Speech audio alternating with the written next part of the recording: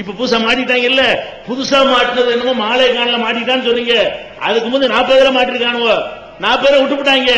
இந்த தடவை மாட்டினதை விட்டீங்கன்னு சொன்னா இன்னும் 40 இடத்துல நீங்க தான் சுமக்க வேண்டியிருக்கும். இன்னும் 40 இடத்துல வைப்பான். யார் தலையில போடுவான்? நம்ம தலையில போடுவான். அப்ப இப்ப வசமா மாட்டினது முக்கியமான விஷயம். இந்த வசமா மாட்டிக்கிட்டாங்க பாருங்க.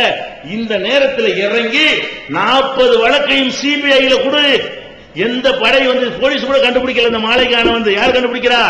இந்த வெடிகுண்டு தடுப்பு பிரிவு ஒரு பிரிவு இருக்கிறது. அவங்க தான் போய் இதெல்லாம் கண்டுபிடிக்கிறாங்க.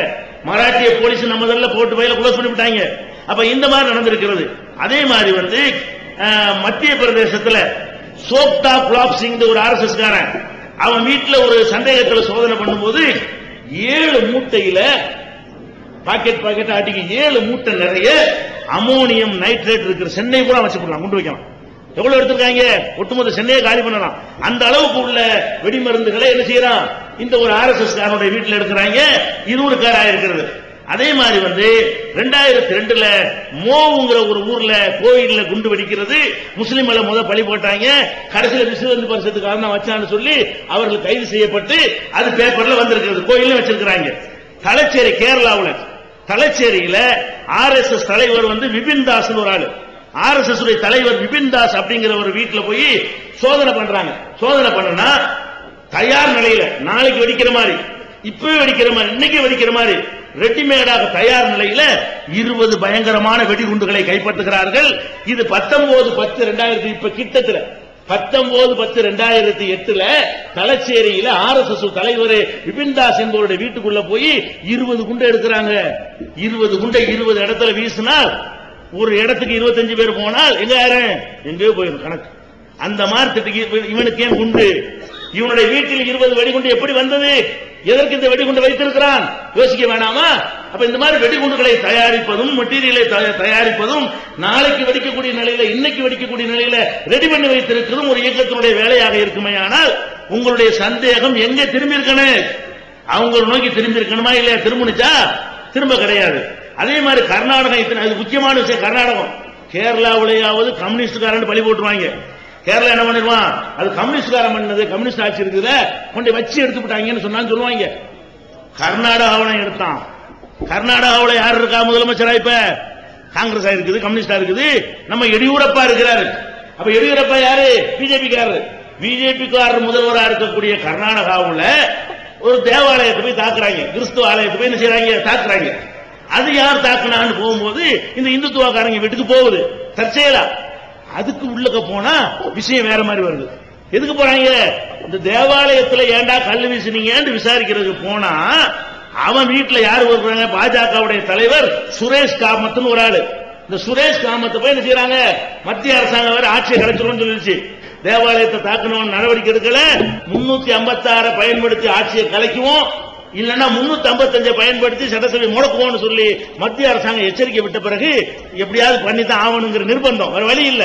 அதுக்காக தேடி போய் ஒரு பிஜேபி காரத்தில் போட்டு முடிப்போம்னு சொல்லிட்டு என்ன செய்யறாங்க?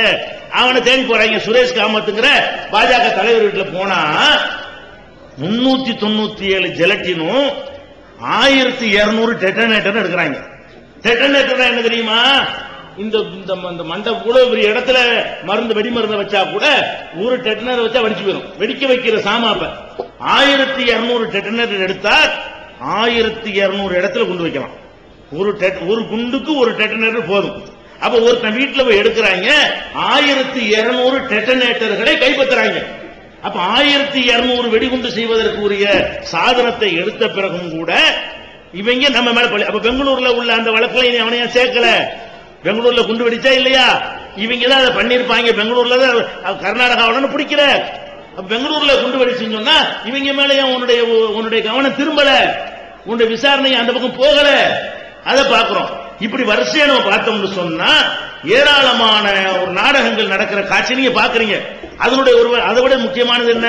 கோத்ரா நார்மச்சா இல்லையா? கோத்ராவுல சபர்மதி எக்ஸ்பிரஸ்ங்கிற ரயில் என்ன செஞ்சாங்க? கொளுத்துனாங்க. யாரு கொளுத்துனா? இந்த சங் பரிவார கும்பல் தான் கொளுத்தியது. ரயில்ல வந்தவனும் சங் பரிவாரக்காரன். அவன் அயோத்திக்கு போய் கரசேவை செய்யறதுக்காக வேண்டி போயிட்டு வர்றான். வர்றவன் என்ன செய்யறாங்க? இதுல வச்சு நம்ம சங் பரிவாரத்தை கொளுத்தி விட்டோம்னு சொன்னா இந்துக்களுக்கு கோபம் வரும், கோவம் வந்தா முஸ்லிம்கள் கருவறுப்பாங்க அப்படின்னு திட்டம் போட்டு சபர்மதி எக்ஸ்பிரஸ் ரயிலை மோடியுடைய ஐடியாவோட, மோடியுடைய ஆதரவோட, மோடியுடைய ஆலோசனைப்படி சபர்மதி ரயிலை கொளுத்துகிறார்கள். கொளுத்தின பிறகு முஸ்லீம் கொளுத்து விட்டார்கள் பழிய போடுகிறார்கள். உடனே அந்த இந்து மக்களுக்கு எல்லாம் வெடிகுண்டு சப்ளை செய்யப்பட்டு அவங்களுக்கு ஆயுதம் கொடுக்கப்பட்டு 2000க்கும் மேற்பட்ட முஸ்லிம்களை கருவறுக்கிற காட்சியெல்லாம் நம்ம பார்த்தோம். குஜராத்தில் அவ்வளவு பெரிய கலவரம். இந்தியாவிலே ஒரு கலவரத்தில் அதிகமான நபர்கள் இறந்தது என்று சொன்னால் இந்த குஜராத் கலவரத்தை சொல்ல வேண்டும். அந்த கலவரத்துக்கு காரணமே எது? இவங்க ஆட்களை கொலை செஞ்சதுதான். முதல்ல நம்ம மேல பழி போட்டாங்களா இல்லையா? அதுக்கப்புறம் லாலு பிரசாத் ஒரு கமிஷனை வைக்க, தெஹல்கா பத்திரிகை அவன் நுழைஞ்சு உள்ள போய் புலனாய்வு செய்ய எப்படி பண்ணிட்டான்? அவன் சின்னதா மைக்கூறவா ஒரு காலர் மைக் எடுத்து பட்டன் மாதிரி வைத்துக் கொண்டு ஒவ்வொரு இந்து முன்னணிக்காரன்ட்டையா, ஒவ்வொரு பிஜேபி காரன்ட்டையா போய் என்ன செய்யறான்? ஒவ்வொரு சங் பரிவார் பேட்டி எடுக்கிறான். அது வீடியோ கேமரா மைக். அது அப்படியெல்லாம் ரெக்கார்ட் அவங்களுக்கு தெரியாது. மைக்க மாட்டிருப்பான், ரெக்கார்டர் அங்க இருக்கும்.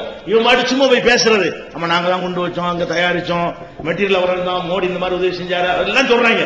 யார் செய்யறார்? குண்டு வச்சது எப்படி, குண்டு தயாரிச்சது எப்படி, 2000 முஸ்லிம்களை எப்படி அழிச்சோம் என்பதை சொல்லும் பொழுது குண்டுடைய மெட்டீரியலை பத்தி எல்லாம் என்ன செய்யறான்? வண்டி வண்டியா சொல்லி வீடியோ கேசட்டுகளாக அது தெஹல்காவிலிருந்து வீடியோவும் வெளியிடப்பட்டிருக்கிறது, தெஹல்காவிலிருந்து புத்தகமும் வெளியிடப்பட்டிருக்கிறது, ஆங்கிலத்தில் வெளியிடப்பட்டிருக்கிறது, தமிழிலும் அது வந்து வெளியிடப்பட்டிருக்கிறது. அப்ப இவர்களுடைய வேலை என்னன்னு வழங்குது? முஸ்லிம் மேல பழி போடுவதற்காக வேண்டி எதை வேண்டுமானாலும் செய்வார்கள். அப்படிப்பட்ட ஒரு பயங்கரவாத விஷயம். இன்னும் சொல்ல போனா இது ஒரு நாடகம் தான், இவங்க தான் செஞ்சாங்க என்பதற்கு மிக மிக முக்கியமான ஒரு ஆதாரம் இருக்குது. என்ன ஆதாரம் தெரியுமா? குஜராத்தில் குண்டு வெடிக்குது. இப்ப கிட்டத்தில் உள்ள லேட்டஸ்ட் கடைசியா உள்ள குஜராத்தில் குண்டு வெடிக்குதா? ஒரு ஆள் கூட சாவல. சூரத்தில் ஒரு ஆள் கூட சாவ கிடையாது. எப்படி குண்டு வைக்கிறாங்க? யாரும் நடமாடாத இடத்துல போய் அப்படி வைக்கிறாங்க, குப்பை தொட்டில. அதான் ஒருத்தர் சாவக்கூடாது, ஆனா முஸ்லீம் குண்டு வச்சாண்ட கருத்து வரணும் என்பதற்கு அழகா பிளான் பண்ணி நினைச்சாங்க, குண்டு வச்சுட்டாங்க. குண்டு வச்சவன என்ன செய்யறான்னு கேட்டா, இந்த நரேந்திர மோடி வந்து எங்க இருக்கார்? ஜெயலலிதா மாதிரி அவர் வந்து Z+ பாதுகாப்புல இருக்கிறார். பயங்கரமான ஹை செக்யூரிட்டி உள்ள ஒரு தலைவரா அவர் வச்சிருக்கிறாங்க. அவர் வந்து எங்கேயும் போறதா இருந்தா அதுக்கு முன்னாடி இந்த தெருவு பூரா கழுவி விட்டுருவாங்க. அந்த மாதிரி செக் பண்ணுவாங்க. 72,000 ஓப்பனாயிரம் விட்டு என்ன செய்வாங்க? மோந்து பார்க்க விட்டு என்னமாவது இருக்கான்னு பார்த்துட்டு தான் அவர் போவார். மோடி போறாரா? மோடி போய்கிட்டு இருக்கும்போது ஐயா அங்க ஒரு குண்டு இருக்கான், போய்கிட்டு இருக்கிறாரு நடமாடிக்கிட்டு, இந்த அந்த ஒண்ணு இருக்குங்க, அவன் தங்க இருந்துகிட்டு இந்த ஒண்ணு இருக்குங்கிறாங்க. மோடி போற தெருவுல எல்லாம் இருக்குமா? அடே, ஒரு மோடி அந்த தெருவுக்கு வர்றான்னு சொன்னா அதுக்கு முன்னாடி என்னென்ன வேலையெல்லாம் பண்ணிடுவாங்க. அது மட்டும் இல்ல, இந்த மாதிரி பேசுறதுக்கு ஒரு மேடை போட்டிருக்காங்க, மோடி பேசுறதுக்காக வேண்டி. அது கம்பத்தில் ஒன்று தொங்குது. நரேந்திர மோடி பேசுற மேடையில அந்த மேடையில எவனாச்சும் ஏற முடியுமா? அந்த கட்சிக்காரன் கூட ஏறுவானா? போலீஸ் அப்படி ரவுண்ட் அப் பண்ணிட மாட்டான் மீட்டிங் நடக்கிறதுக்கு முன்னாடி. அது போக இவர் அறிக்கை வர விடுறாரு, வெடிக்காத குண்டுகள் அங்கங்கே இருந்து நீங்கள் கண்டுபிடிச்சு கொடுத்தால் 10,000 ரூபாய் தருவோம். ஒரு குண்டு நான் கிடக்குன்னு சொன்னா என்ன செய்வோம்? 10,000 ரூபாய் தருவோங்கிறாரு. அது பாட்டுக்கு டெய்லி 3 நாள் இருக்கிறாங்க. அப்ப என்ன விளங்குது? இது வெடிகுண்டு கிடையாது. இது மோடி தயாரிப்பா இருந்ததுனால அது வெடிக்காது என்று அவருக்கு தெரியும். மோடியுடைய போலீஸ் உடந்தையில வச்சதுனால அதை கொண்டு வைக்க இயலும். மோடி மேடையில கொண்டு வைக்கிறது குண்டு வைக்க முடியுமா? அதை விட முக்கியமானது தெரியுமா? நாட்டு மக்கள் அம்புட்டு பேரையும் கிறுக்கனாக்கிருக்கலாம். என்ன செய்யறாங்க கேட்டா, குண்டு எடுத்தா அதை செயலிழக்க செய்வாங்க. குண்டு எடுக்கணும்னு வைங்களேன், நாளைக்கு வெடிச்சு போச்சுன்னா அதை வந்து அந்த வெடிக்காம அந்த கனெக்ஷனை கட் பண்ணி விட்டு அதை சாதாரண மருந்தாக்கி விட்டுறணும்.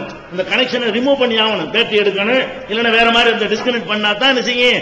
அந்த வெடிகுண்டை எடுத்து கையால ஏறணும். வெடிக்கிற நிலையில இருந்து கீழே போட்டா கூட வெடிச்சு போயிடும், வெயில கூட வெடிச்சு போயிடும், ஒரு கல் விழுந்தா கூட வெடிச்சு போயிடும், ஒரு நாய் கடிச்சா கூட வெடிச்சு போயிடும், தெரியாம நம்ம செருப்பு விழுந்து பேனா விழுந்தா கூட வெடிச்சு போயிடும்.